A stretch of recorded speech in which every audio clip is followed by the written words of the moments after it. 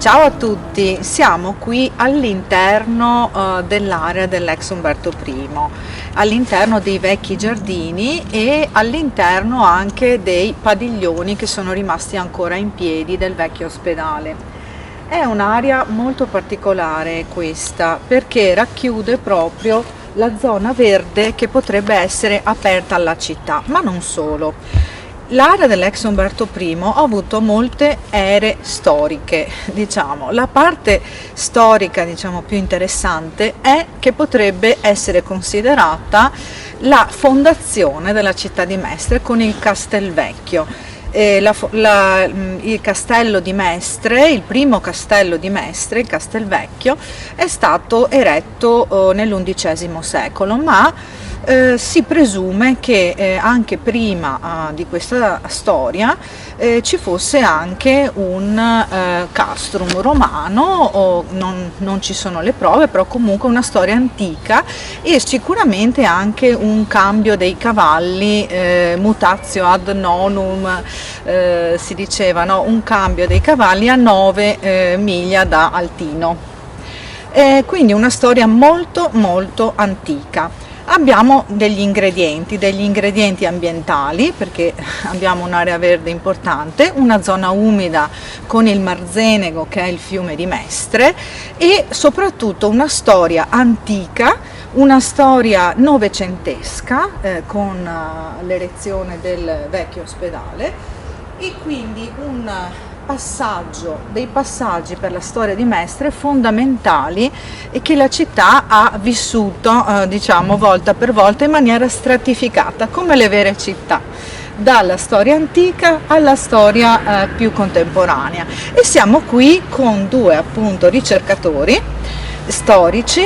Abbiamo Roberto Stevanato del Centro Studi Storici di Mestre e Claudio Pasqual di Storia Mestre che ci parlerà della parte più contemporanea, novecentesca della città. E facciamo qui un riassunto di quelle che sono state le ere dell'area dell'ex Umberto I. Io partirei dalla parte più antica che Roberto Stevanato conosce molto molto bene. Roberto. Grazie, direi più che uno storico, un appassionato storico, dato che la mia professione è stata di tutt'altra natura.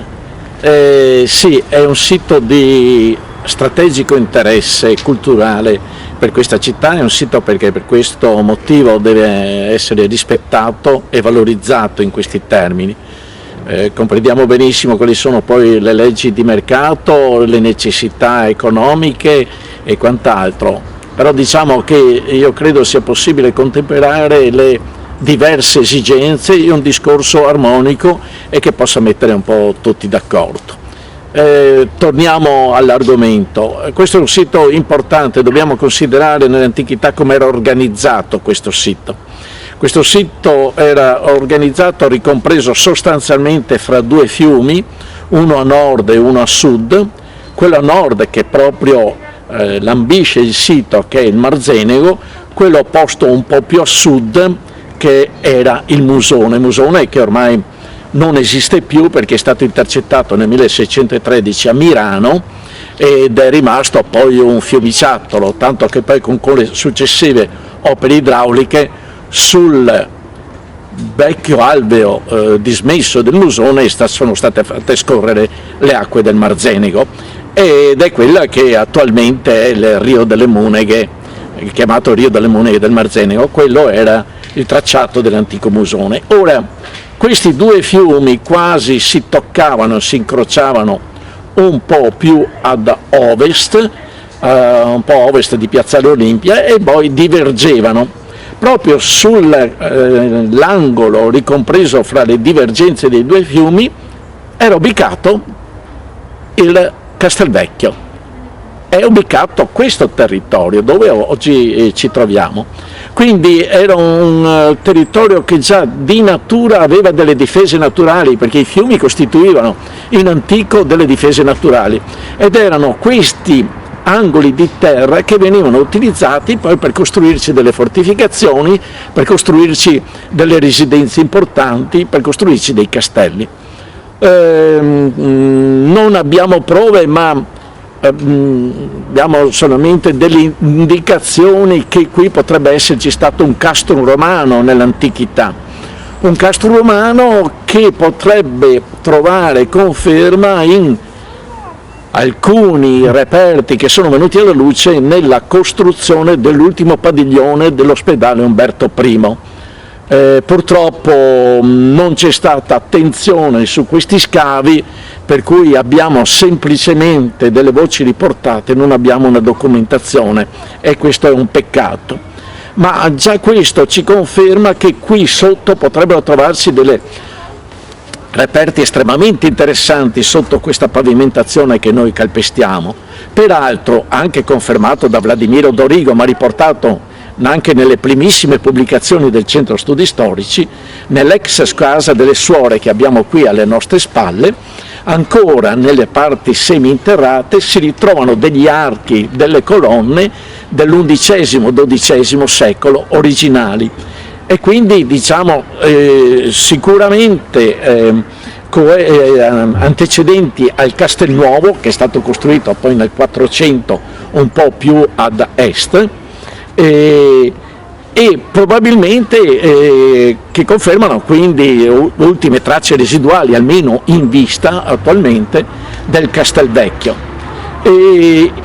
Questo è un sito quindi importante. Noi siamo convinti che sotto questa pavimentazione, questo suolo che calpestiamo, se andiamo a scavare troviamo altri reperti, perché questo castello abbiamo diverse notizie storiche importanti, è stato coinvolto in tutta una serie di fatti d'arme, da Ezzelino da Romano alle truppe dei genovesi della guerra di Chioggia, e ha subito assedi, assalti, ed è riuscito sempre a resistere, diciamo, nonostante che poi sia stato abbandonato sotto la dominazione veneziana appunto nel 400, perché oramai strutturato in modo tale da non essere più difendibile rispetto ai nuovi mezzi d'arma, ai nuovi cannoni, e poi si trovava comunque in zona malarica, qui attorno a una zona abbastanza paludosa, una zona malarica, e quindi comprometteva anche la salute degli abitanti. Queste sono state le due motivazioni che hanno spinto i veneziani poi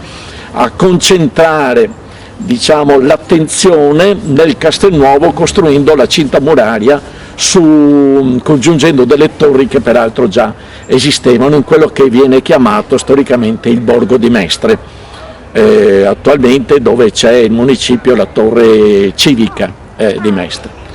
Ritornando qui, è un sito particolarmente importante quindi dal punto di vista archeologico, e noi facciamo appello alla nuova proprietà e all'amministrazione comunale e alla soprintendenza perché si tenga in dovuta considerazione questo luogo, che è un luogo importante, il cuore della storia della città, ma è anche un luogo interessante dal punto di vista ambientale, perché proprio non essendoci stato costruito nulla in questo ambito, noi abbiamo un parco con delle piante, con delle essenze anche di pregio, e potrebbe essere un bel polmone di verde per il centro città. Diciamo che potrebbe essere una riconsiderazione del Parco Ponci, che negli anni, alla fine degli anni 40 e primi anni 50, è stato brutalmente raso al suolo. Preserviamo almeno questo angolo di verde. Io credo che risistemato, ripulito, recuperando i vecchi padiglioni storici dell'ospedale e anche con le nuove costruzioni che potrebbero essere fatte là dove c'erano i padiglioni dell'ospedale attualmente abbattuti, potrebbe diventare un bel quartiere della città e potrebbe essere integrato nella città, una nuova urbanistica della città. L'ha dimostrato molto bene la Fondazione di Venezia con l'M9, in cui si sono recuperate parti storiche della città in un disegno armonioso, direi, con parti antiche della città, con un disegno armonioso con le parti nuove della città, cioè la struttura museale dell'M9 in coniugazione, diciamo, con il chiostro di Santa Maria delle Grazie. Ecco. E questo è il percorso che noi dobbiamo seguire, quindi non deve essere una negazione, non vuole essere una negazione, non vuole essere nemmeno un liberi tutti, deve essere, diciamo, un'urbanistica intelligente che recuperi il valore storico, archeologico, ambientale del sito, in contemperanza con quelle che sono, in armonia con quelle che sono anche le esigenze del nuovo costruire e anche, perché no, gli impegni finanziari di chi su questa area ha investito. E adesso passerei a presentare la parte novecentesca dell'era, diciamo, di quest'area, che è quella appunto del vecchio ospedale che è stato inaugurato nel 1906.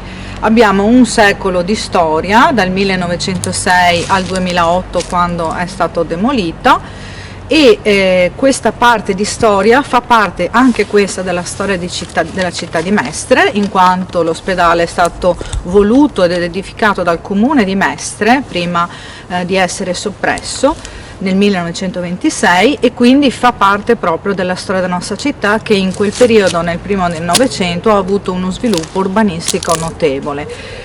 Uno degli esperti, diciamo, di questa parte storica è Claudio Pasqual, ricercatore storico di Storia Mestre, che ha scritto molto, diciamo, su questo fotogramma della città.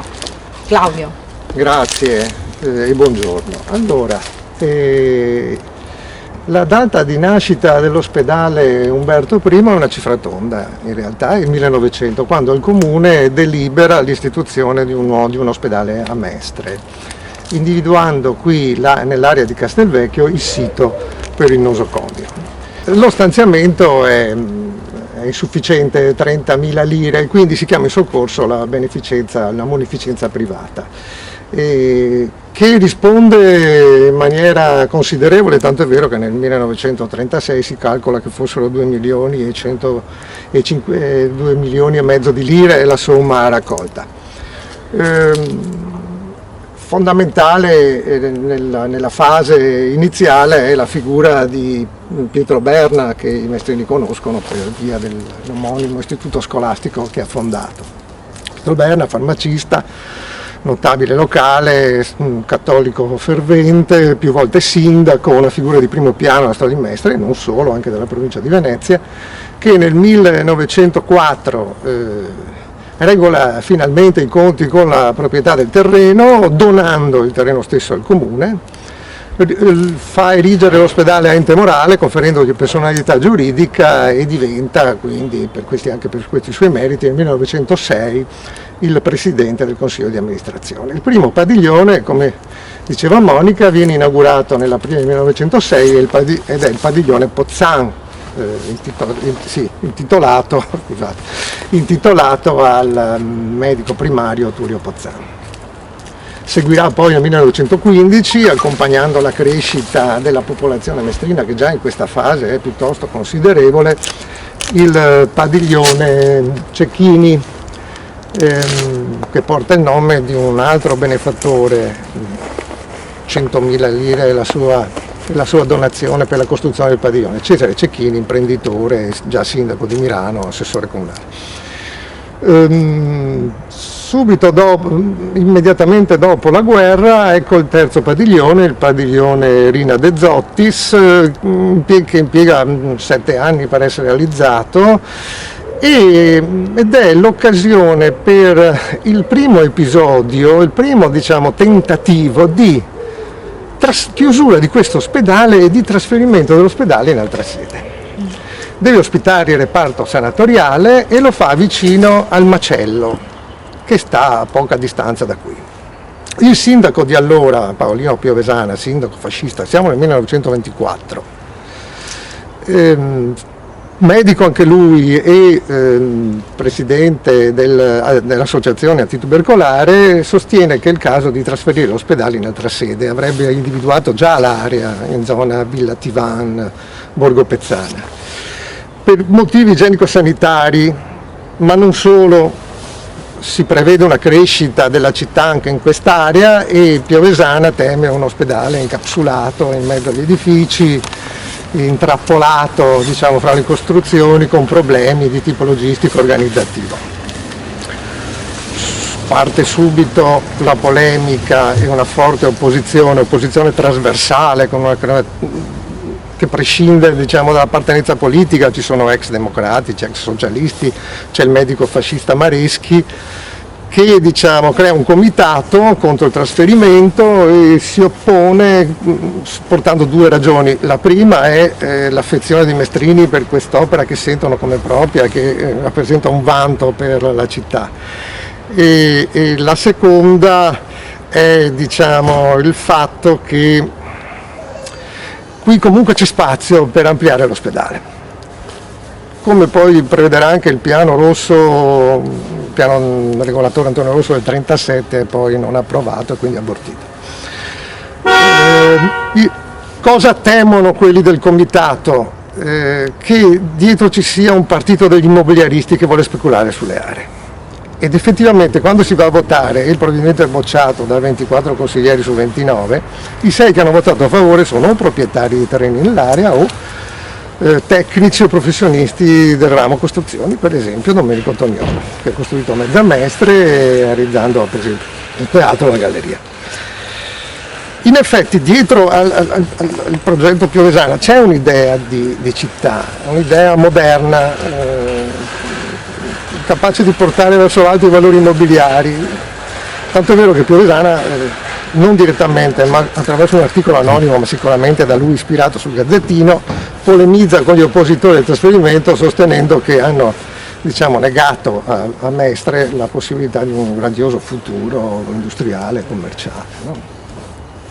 Tacendo sul fatto che ormai Mestre è prossima ad essere aggregata a Venezia, insomma il suo destino è quello di periferia anonima, insomma dormitorio industriale. Fra le due guerre non si verificano grandi novità, resta il problema di un ospedale che risulta piccolo rispetto alle esigenze della sanità pubblica, sebbene supplita da Villa Salus o il Policlinico San Marco o la Villa delle Rose a Marghera, che sono nel frattempo sorte diciamo, e sono operative. Il piano regolatore del 62, quello approvato, no? Quello prevede il trasferimento dell'ospedale, oltre la circonvallazione est, oltre Viale della Libertà, Viale Martiri, scusate, della Libertà, Via Martiri della Libertà. Però cosa succede? Succede un po' quello che è successo ai tempi del De Zottis, si approva il piano regolatore ma intanto viene costruito il padiglione nuovo su via Circonvallazione con l'ingresso nuovo, il pronto soccorso nel 62 e nel 66 si posa la prima pietra del cosiddetto monoblocco, quindi l'ospedale rimane qui, l'ospedale è salvo, Umberto I continua a funzionare. Sì, negli anni 70 si matura un po' in tutte le sedi, senza grandi perplessità, l'idea appunto del trasferimento dell'ospedale.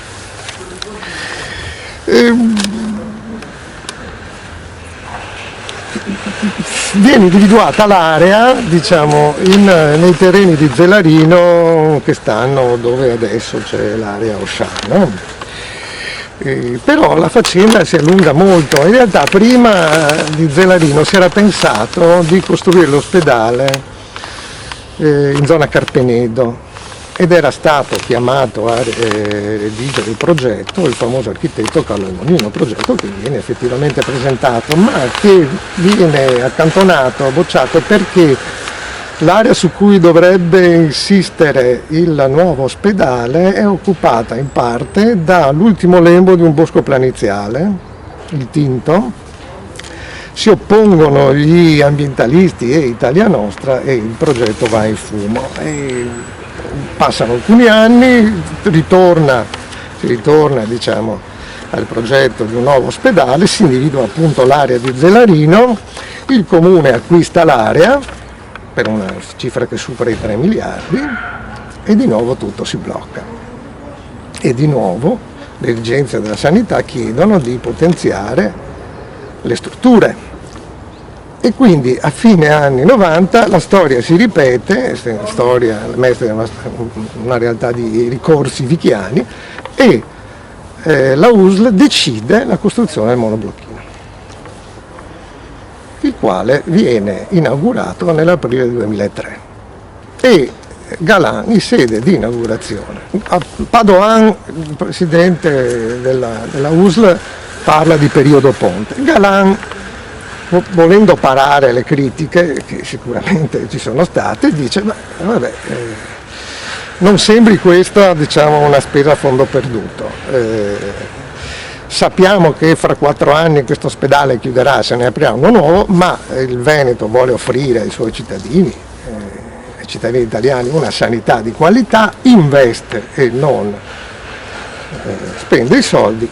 Abbiamo fatto l'operazione con intelligenza. Galan si sbaglia soltanto di un anno, è incredibile, trattandosi di politici e amministratori, perché nel 2008 effettivamente è pronto l'Angelo e nel 2009 comincia la demolizione parziale, perché i padiglioni storici vengono conservati, dell'Umberto I. Dice che l'operazione è stata condotta con l'intelligenza. Il responsabile della demolizione dice che il monoblocchino è andato giù con estrema facilità. Perché? Perché non era di calcestruzzo. Quindi forse l'intelligenza dell'operazione è consistita proprio in questo. E siamo dunque giunti alla fine. È il giugno del 2008, chiude il pronto soccorso, l'ultimo reparto, entra in funzione l'ospedale dell'Angelo e qui si chiude la secolare, perché sono 102 anni, la secolare storia dell'Umberto I. E qui la storia si ferma, perché, diciamo, come era nel 2008, ad eccezione del parcheggio, così è rimasta l'area. No, anzi è degradata, perché i padiglioni stanno andando in rovina. All'inizio del Novecento Mestre si appresta a diventare, da un paesone che come era sempre stato, una città. Pensate che fra il 1901 e il 1921 la popolazione di Mestre raddoppia da 11.000 a 21.000 abitanti ed è l'aumento di popolazione più alto in tutta Italia. Diventando città, fra tanti altri servizi, che non aveva Mestre, ha bisogno anche di un ospedale che serva non soltanto Mestre, ma anche il territorio circostante. E quindi proprio nel 1900, esattamente nel 1900, si decide di istituire un ospedale di creare un ospedale a Mestre, intitolandolo, perché siamo all'indomani dell'assassinio del re, Umberto I. E allo stesso modo Umberto I anche la Piazza Maggiore. I soldi che ho stanziati dal comune, 30.000 lire, non sono però sufficienti e quindi il sindaco Conte Jacopo Rossi pensa di lanciare una sottoscrizione creando un comitato esecutivo per la costituzione di un ospedale in Mestre, il quale raccoglie nel giro di 2 anni la somma di 50.000 lire attraverso rappresentazioni teatrali, pesche di beneficenza, sottoscrizioni, feste popolari e in altre forme. C'è un problema col proprietario del terreno, individuato in quest'area di Castelvecchio, una questione di soldi, ma la generosità dei mestrini interviene di nuovo a risolvere la questione. Generosità grande, perché Pietro Berna, già sindaco, persona molto facoltosa, uomo molto conosciuto in città, acquista il terreno e lo dona al comune. E nel 1906 nasce l'ospedale, viene inaugurato l'ospedale precisamente il 16 aprile, con appunto l'apertura del padiglione Pozzan, che è il primo nucleo dell'ospedale Umberto I di Mestre. Okay. Allora ringraziamo Roberto Stevanato e Claudio Pasquale che ci hanno fatto fare un viaggio storico all'interno dell'area dell'ex Umberto I, che ha molti segni del passato, ma secondo noi forse anche qualche segno del futuro, nel senso che questa area potrebbe essere valorizzata anche per le future generazioni e credo che la storia di Mestre è passata di qui in tutte le sue ere ed epoche storiche e potrebbe passare anche il futuro. L'auspicio è che ci sia ragionevolezza nell'utilizzo di quest'area. Ci sono tutte le motivazioni per queste ragioni che stiamo portando, ma ci sono anche, diciamo, tutte le consapevolezze di tutte le altre ragioni. Credo che una soluzione che contempli le diverse esigenze si possa sicuramente trovare con beneficio di chi ha investito su quest'area, ma anche con beneficio della città a cui quest'area storicamente e affettivamente appartiene. Chi mi ha preceduto ha detto tutto, io mi limito a ringraziare Monica e il comitato per l'opportunità che ha offerto a me a Storia Mestre di portare, diciamo, in questa occasione i risultati dell'impegno di ricerca storiografica dell'impegno civico della mia associazione. Grazie. Grazie.